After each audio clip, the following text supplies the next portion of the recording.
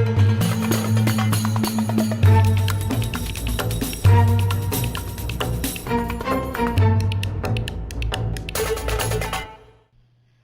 my name is Jordan, and welcome to Genie. Today we're going to play a card collecting book game, Ex Libris, designed by Adam P. McIvers and published by Renegade Games.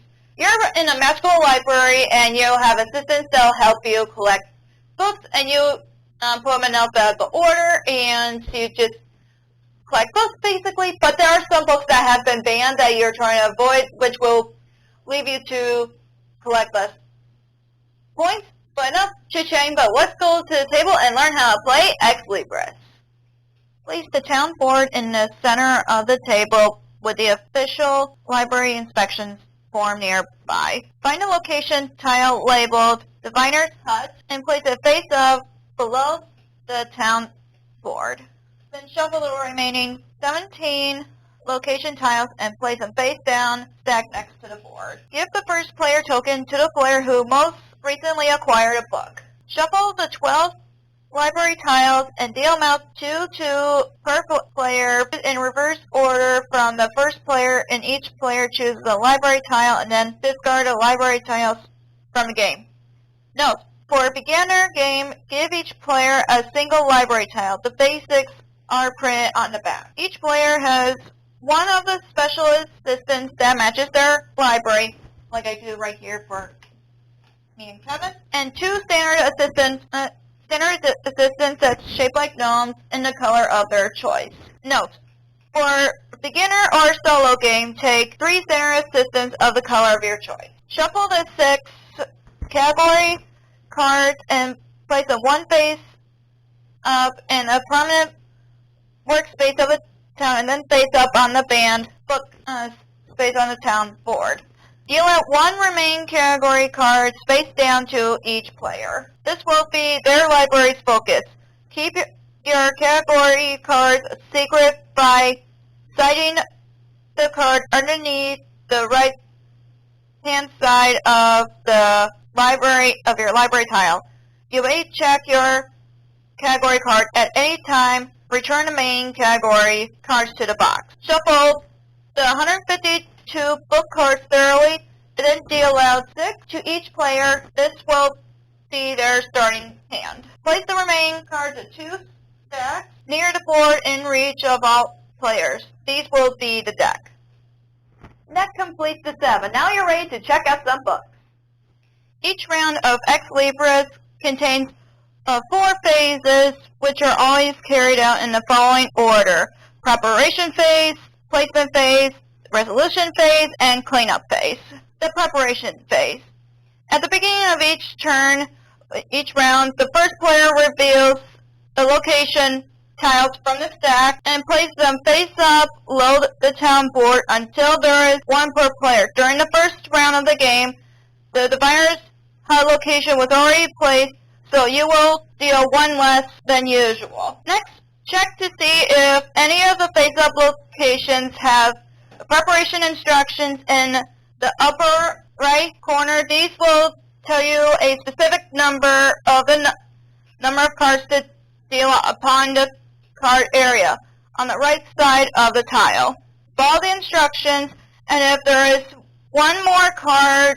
more than one card dealt on the tile, display them vertically so the vital information of each card can be seen. The placement phase. Starting with the first player going clockwise, the players take their turns placing 1 assistant at a time. On your turn, place 1 of the available assistants on an occupied spot on the location tile on or below the town board on your library tile. Note, you may place either a standard assistant or your specialist assistant. For the most part, they function identically, and any game text that prefers an assistant applies to both types.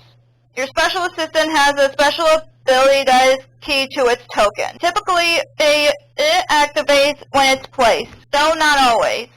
The ability of any special assistant are explained fully in the library and special assistant glossary on page 16 of your rulebook, but I'll let you discover that on your own. If the location of your assistant visits and an instant has an instant effect, you will activate it immediately following the effect summary text on the tile. If the location has a delayed effect, you will activate it in the second half of the round, during the resolution phase.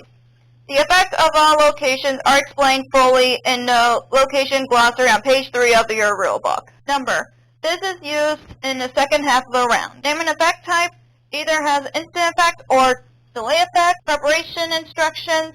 This tells you how to prepare this tile at the beginning of the round. Card area. Deal cards here in the preparation phase. Assistant spaces. 1 to 4 spaces assistant can visit. Effect summary text. What the effect can do. Solo compatibility. If it has an icon that's presented, the location may be used in a solo game. Some location tiles have assistant space that are not available when playing with fewer than 4 players. You may not place an assistant space on the mark with a number that is higher than the number of players. Your library tile has 3 home action spaces with instant effects, which may only be visited by your assistant. When you place an assistant on a home action space, you either draw 1 card from a deck or shelve 1 card from your hand. Reference bookmark. This tells you the quantity of the letter across the entire book card deck. The name, for example, here they have an H and it tells you how many at the bottom and what this card has. Library focus. Your category cards is tucked under this reminder image. Assistant spaces. 3 spaces assistant can visit. Solo compatibility is if the icon is present, the library may be used in a solo game. Home action summary. The home action options. Special assistant summary. A summary of special assistant ability. When a player has no more assistants to place, the resolution phase begins. During this phase, you will resolve all locations in numerical order, beginning with the diviner's huts. To resolve a location, place these following steps. If the location has a delay effect, activate it now by following the effect summary text on the tile. Discard any cards that remain on the location. Return all the assistants to the location to their players. The cleanup phase. After all locations have been resolved, check to see which of the tiles below the town board is the first in a numerical order. Then move it to the bottom of half of the town board in the section labeled permanent location, which is right here. It will be available each subsequent round until the end of the game. At the end of the first round, the diviner's hut will be the first in a numerical order and thus will always be available. Note, permanent locations do not count towards the number of location tiles doubts below the town board at the start of each preparation phase, and this way every round will have 1 more available location than the previous round. Next, place the remaining location tiles from this round is side face up in a discard pile.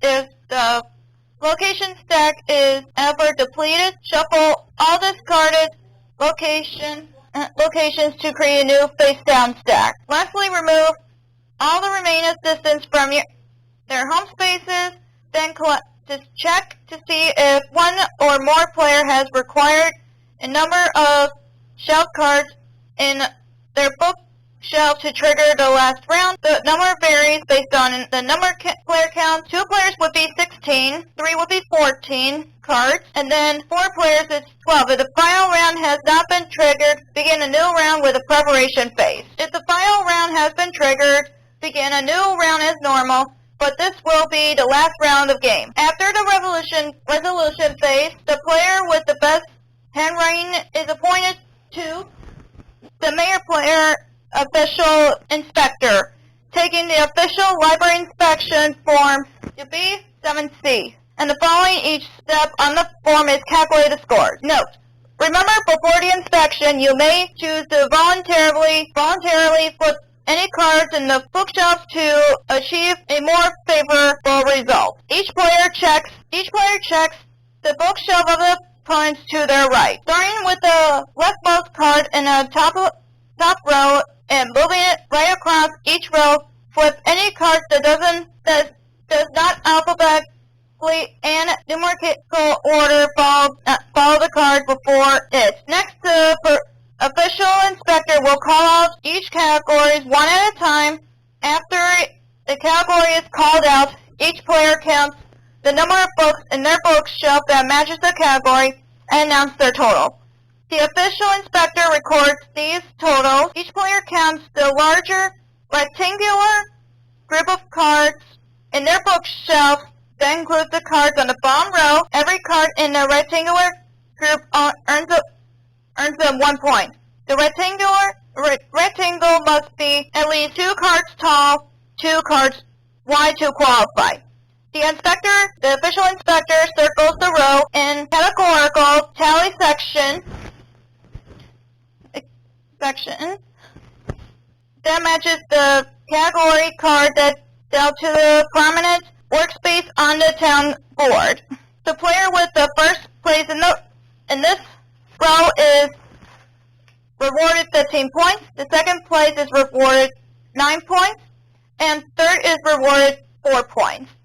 In case of a tie between 2 or more players, an award for the tied place to the next lower place, if any, divided to the total as evenly as possible, rounding up. The official inspector draws a zigzag line around the row in the categorical tally section. That matches the category card dealt to the band card space on the town board. Assign each player a negative point penalty for each banned book in their bookshelf.